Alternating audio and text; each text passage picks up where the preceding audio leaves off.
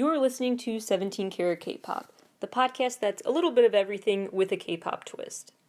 From pop culture critiques to the history of K-pop to interviews with people in the K-pop industry and K-pop artists themselves, to concert and album reviews, to a deep dive into the discographies of different K-pop artists, to K-pop news updates, to stories about the music industry more broadly. This show tries to cover everything about K-pop and K-pop as it applies to the larger music and concert scenes. Visit 17caratkpop.weebly.com for more information about the show. That's 17caratkpop.weebly.com. Hi everybody and welcome back to 17 Carat K-Pop. Before I get to the headlines of the week, let's have a moment of appreciation for two really smart and funny April Fool's Day pranks from K-pop stars. First of all, nice job, Bam Bam. I will admit, for about 5 minutes, I was really thinking that you were going on a Money City 2021 world tour. It took me about 5 minutes as I was wondering, wait, is this a virtual tour? Did you mean to say 2022? I really thought about this way too much, and then I remembered the date. I also really liked what NCT Dream did because it was so NCT of them. If you have listened to any of my NCT Talk episodes, you know that their music video characters constantly blur the lines between, wait, what's real? What's a dream for these people? What is happening? Leaving you wondering how much is a joke or an illusion versus just reality. It's a whole thing. Anyway, this is why I love what they did, because it is so NCT in that sense. Basically, started their own cafe called Cafe Dream, but also not. So it left fans like me with a lot of questions. Wait, is this a real physical place we can visit? You're taking pictures and videos there, and Johnny's vlogging there. The logo and the time and effort you're putting into this looks so real, makes it seem so legit. But is this a real physical place? Is this the comeback concept? Is this the theme for your new album? What is happening? Did you actually just put so much effort into this just for a prank as opposed to a comeback? What's happening? So anyway, whatever Cafe Dream is, nicely done, and its release right around April Fool's Day makes it just extra weird, but props to them for messing with my mind as usual. Feel free to share with me what you thought were the best pranks pulled off by K-pop artists this year. Now let's get to the news, and as I talk, please keep in mind that it is really raining hard right now, like so hard you can't escape it. So I will do my best to edit out the rain sounds, but if there is rain as background noise in some parts of my talk, please forgive that. I'll be talking about RM's mixtape, so just thematically have Forever Rain playing in your head as I talk. Okay, now let's get to the news. The first three stories are all interconnected, so I'm going to break them down each and then share my big takeaways. HYBE has acquired Ithaca Holdings. A merger refers to when two companies basically combine and form a new identity. So instead of being Company A and Company B, you merge and turn into a brand new company called Company C, which has parts of A and B. That's sort of what they're doing in this rebrand, but I would argue it's more accurate to call it an acquisition, which refers to when a company buys either the majority or the entirety of another company's stock. So they basically own all the shares in a company. They have taken over the company from an economic perspective. And so that's what happened is HYBE Labels acquired Ithaca Holdings. HYBE now owns 100% of the shares in Ithaca Holdings. There are a few things that make this conversation about what happened and what's going to happen as a result a bit more complex. One of those things is that in the USA, it's different than in South Korea, where in South Korea, your company manages you, produces the albums, promotes the albums, etc. Whereas for artists in the USA, their management is different from their label. The music label does the distribution and stuff. Management is more like your scheduler, day-to-day agent, etc. So for example, there are artists who have Scooter Braun as the management, but he stays out of their music label affairs in some ways because they're signed to Republic Records, for example, which is just one of the record labels that his management company owns. So an artist can have the same manager and music label, but that's just not a commonality in America the way it is in South Korea. This is a merging of two very structurally different systems. The second notable addition to this story is that HYBE has several subunits. We talked about this on last week's HYBE Hopes episode, maybe it was 2 weeks ago. And HYBE is broken down into HYBE labels, HYBE solutions, HYBE platforms, and HYBE America. So this deal is just involving the US stock market, so HYBE America has acquired Ithaca Holdings. If you're trying to visualize the different branches of HYBE, HYBE is basically the top of the family tree. And then the bubbles on this diagram below that would say HYBE labels, HYBE solutions, HYBE platforms, and HYBE America. HYBE labels refers to all the smaller K-pop companies Big Hit Music has acquired. HYBE platforms and solutions are then referring to more marketing-based stuff, apps, VLive, things like that. So you have HYBE platforms, solutions, and labels. And then the fourth one is HYBE America. Here's where I really do think it comes in handy to use a family tree diagram to explain how HYBE owns all of those subsections, of course. But those subsections, despite all being under HYBE, are very distinct from each other. HYBE America is what we're talking about here because we're talking about the New York Stock Exchange. We're talking about American stocks. So HYBE America acquired Ithaca Holdings. So all of these artists affiliated with big hit labels like 17 and Zico, etc., those artists are in the HYBE labels subcategory, not affected by this HYBE America decision. Basically, a much simpler way to sum this up is that Mr. Bang owns everything. Basically, he is the owner of HYBE, and so he basically controls everything that would go below that in a diagram about which parts belong to which subsectors of HYBE. It's all Mr. Bang, basically. Which really goes to show the magnitude of the impact he's had, because Scooter Braun is, if you know the name of any manager in the music industry in the USA, the one name you've probably heard is Scooter Braun. So he's viewed as this huge deal, manages some big-time stars, Justin, Ariana, etc. And he is now, his companies are now mere subsidies, in a way, of Mr. Bang. That's really interesting to think about that impact. But also, it elevates him even more because Scooter Braun is now a board member for HYBE. Now let's talk money. Those are the main structural changes. Now, how about the financial changes? This acquisition was essentially a purchase with a value of around $1.5 billion with a B dollars.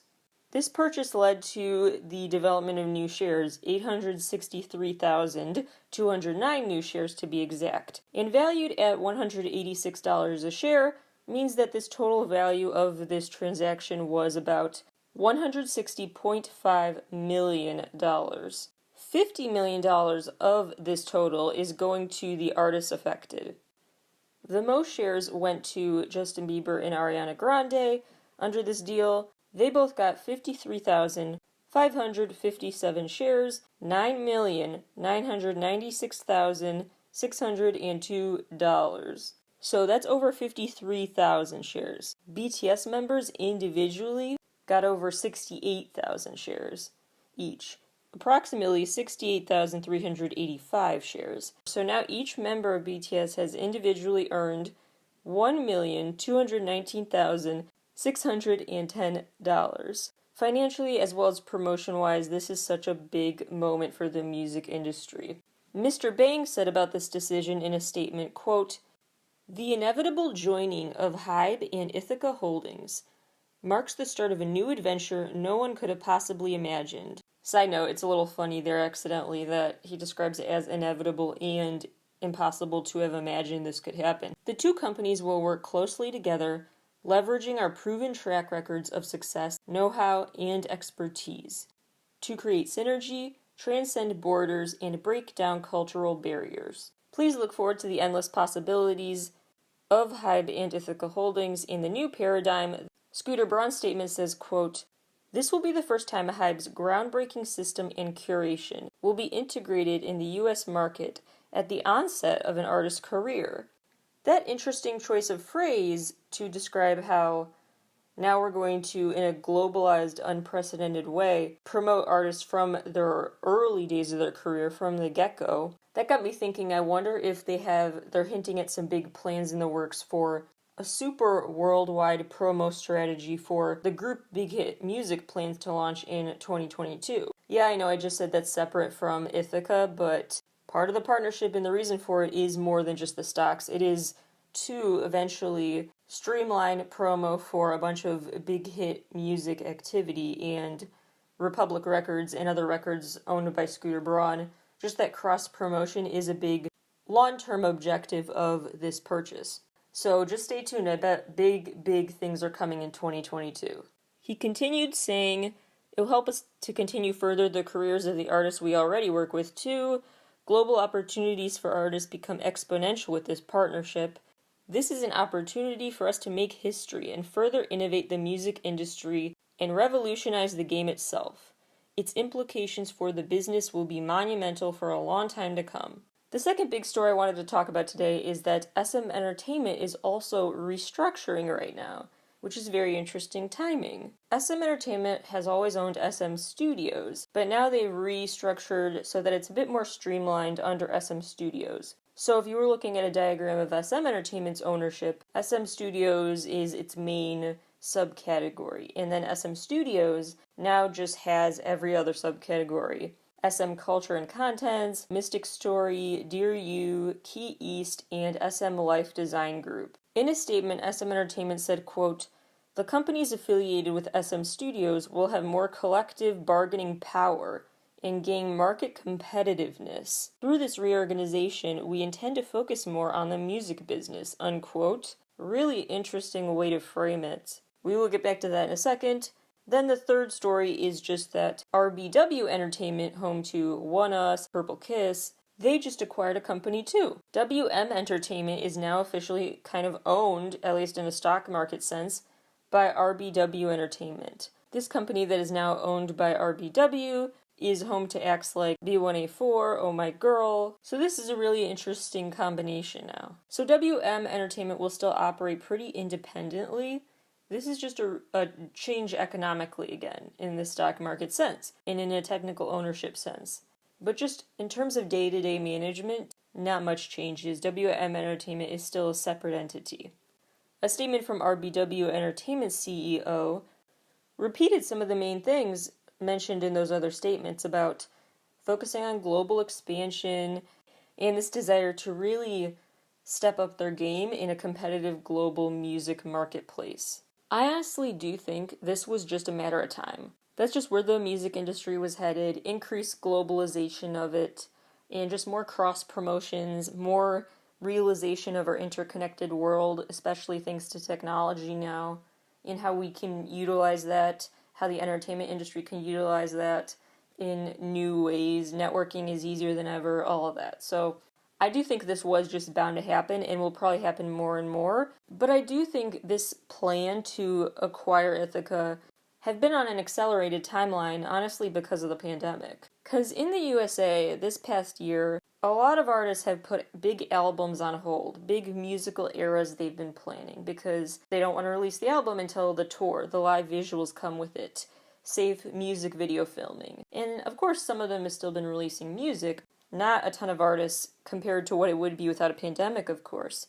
Keeping COVID protocols in place when you're filming a video is super expensive. A lot of artists don't have that kind of money or desire to even do that and promote a song when live performances and traditional promo routes just aren't happening.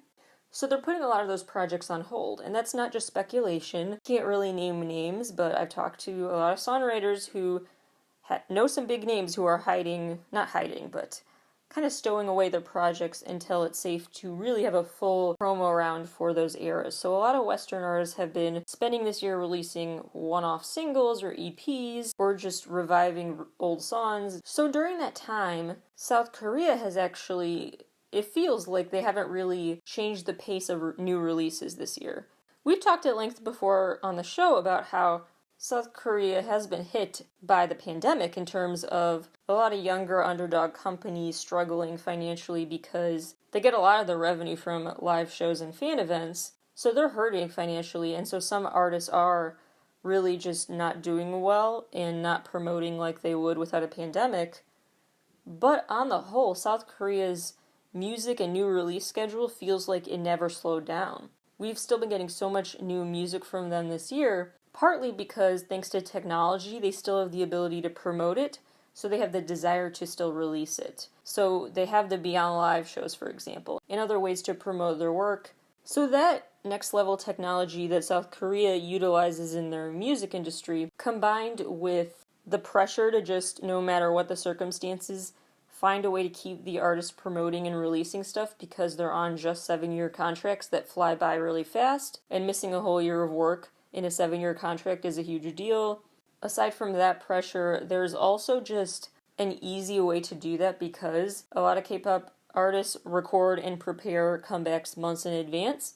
So at the very beginning of the pandemic, when things really started locking down in March, I would say up until May or June, we were still getting stuff that was filmed in 2019 that was still getting released, and so it felt like the pandemic hadn't really hit the music scene. In South Korea, yet another variable here is that we've talked at length about this on the Miku Holograms Redefining of Reality episode of How to Stan, talking about how they conceptualize in other countries reality in some different ways, and long story short, they're a lot more tolerant and they've normalized a lot more the joy of watching animated music videos, whereas when artists started animating themselves in music videos in the USA this past year, Western fans were confused or just thought it was kind of a lame version of a video. I digress though. The main point is that a confluence of factors have led to South Korea's music industry still thriving despite this difficult time.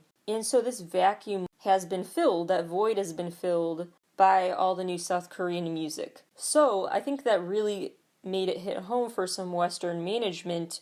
Hey, this cross-promotion thing, this increased globalization, increased global networking could really help us in a pinch.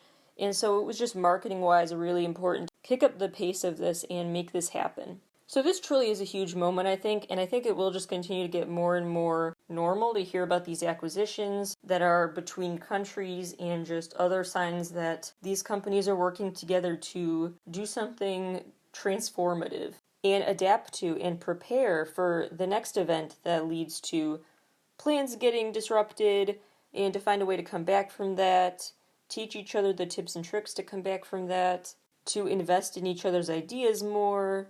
A really interesting time could be ahead of us for music in every language, and the ultimate reminder that music is the universal language. And you can be a fan of an artist from any country, and it doesn't matter where you're from or what language you speak. So it is an exciting time, and I'm very curious where this partnership goes from here. I'll probably have more thoughts about this as time goes on, but those are my initial reactions. Speaking of the pandemic's impact on the music industry, Story 4 is a collection of updates about exactly that. The latest in virtual concerts, social distancing, contact tracing, all the ways COVID continues to have this unavoidable impact on idols' schedules. SHINee just had their online concert, which reached an audience of 130,000 people from 120 countries. What's interesting is that Baekhyun's concert had viewers from 120 countries as well, but NCT 127's show had people from 129 countries.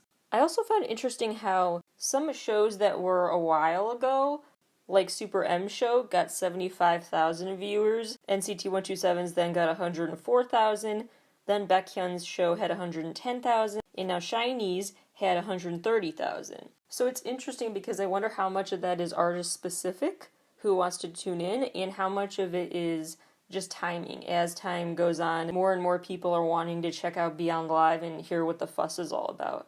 The Miku Online Expo details are starting to come out. This will be an all-digital version June 6th, and you can stream the Miku Online Expo via Twitch or YouTube 3 different times. So no matter what time zone you're in, there should be a time that's okay to work for you. All of these are Japanese Standard Time, 10 a.m., 5 p.m., 9 p.m., June 6th. More details coming out soon, including a more detailed schedule of events. But just stay tuned, Miku fans. I'll keep you posted, and we'll still get some content, even if it's virtual this year, which actually makes perfect sense because we're talking about Miku. more contact tracing and testing has to happen at music shows and other events for K-pop stars. NCT Dream members were tested out of an abundance of caution after Chunla encountered an SM Entertainment staffer who tested positive eventually. So Chunla went into isolation just out of abundance of caution, but all the members have tested negative. All of the members of CIX 6 have tested negative. They were all tested due to an audience member at an event they were holding to promote Soonhoon's movie tested positive, so they all were tested. They also canceled an appearance on Ha Sun-woon's radio show, which was really disappointing, but they had to await test results while isolating. But all are testing negative right now. Story number 5. It is nostalgia time for music. Despite everything I was just saying about how K-pop continues to release new content despite the pandemic, also been doing what the Western music scene has been focusing on right now, reviving old classics. I think largely that's due to TikTok and other services that are repurposing old songs to make them feel brand new, and that continues to be a focus in K-pop as well. Remember, just last week on the show we were talking about Brave Girls' resurgence of their hit Rolling, and now suddenly that is everything again, so much so that the girls have been promoting it again on music shows and getting their music show wins. And now the mix of YouTube algorithms and Brave Girls' renewed success seem to be leading other artists to follow suit.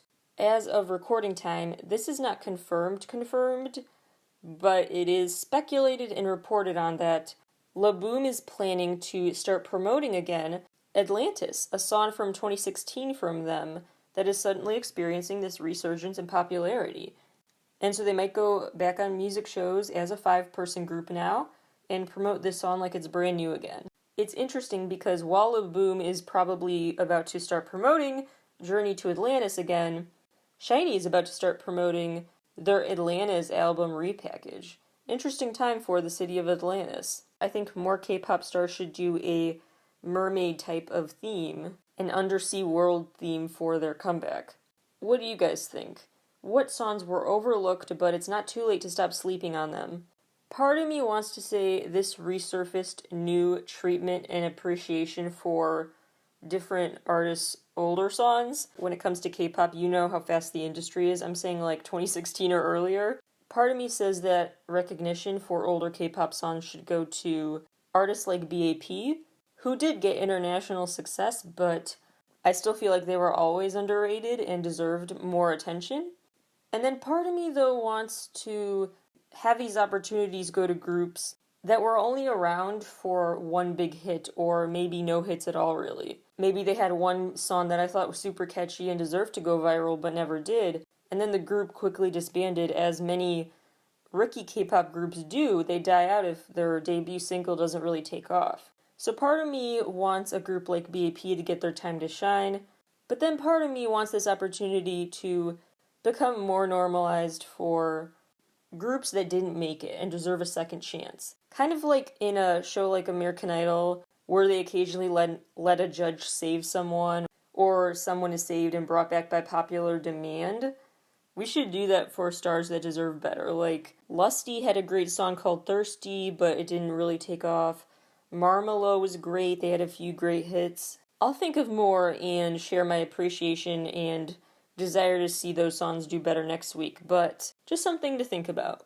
Also big news on the nostalgia front.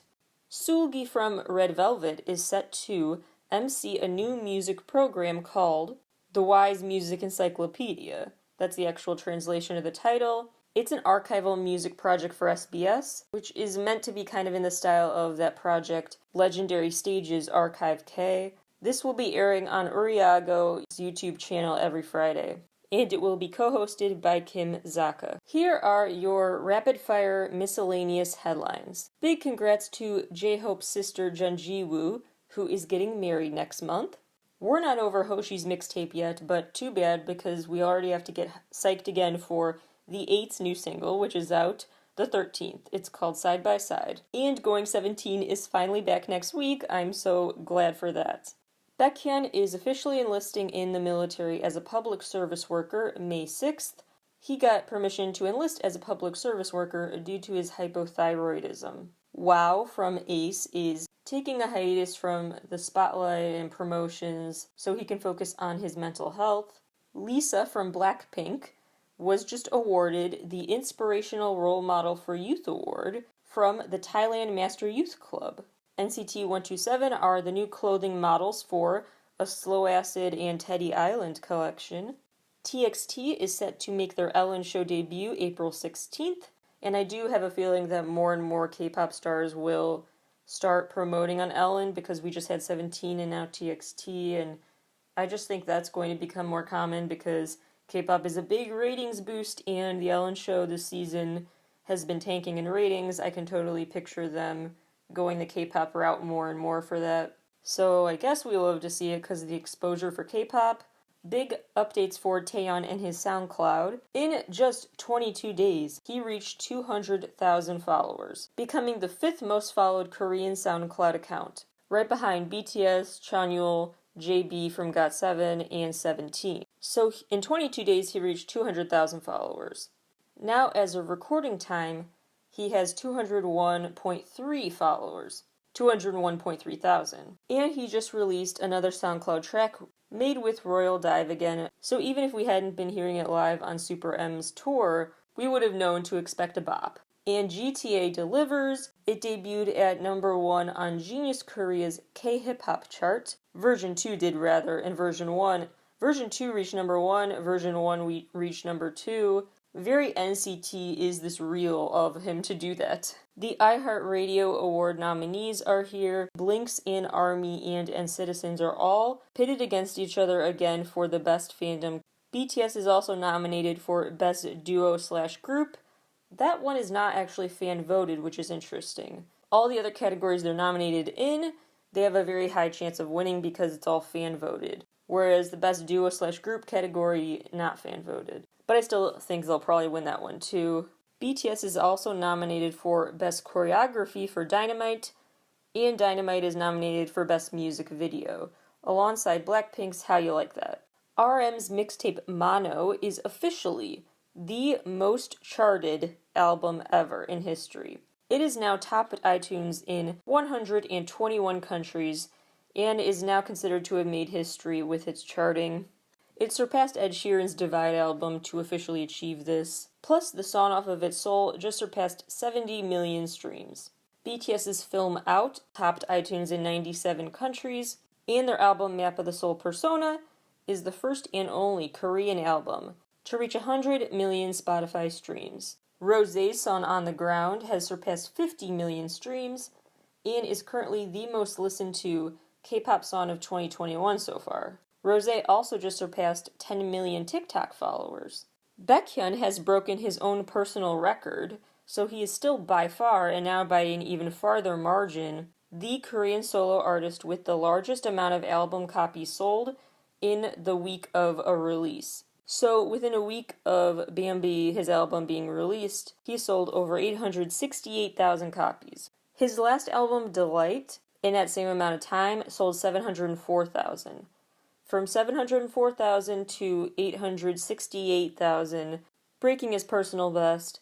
Plus, the album topped iTunes in 60 international regions, so that doesn't even count domestic real-time charts. He just left us with such a bittersweet present of an album before he goes off to military enlistment time, and clearly we appreciate that gift. Chanyeol's new single, Tomorrow, topped iTunes in 24 countries. Wendy's debut mini-album has reached number 1 on iTunes so far in 30 regions around the world. Reaching 20 million views is Jessie's video for Who Dat Be, 30 million views on Hyuna's video for I'm Not Cool, 200 million views for Everglow's Dun Dun, and interestingly, Taeyang's Eyes, Nose, Lips, which is his first solo video to reach that.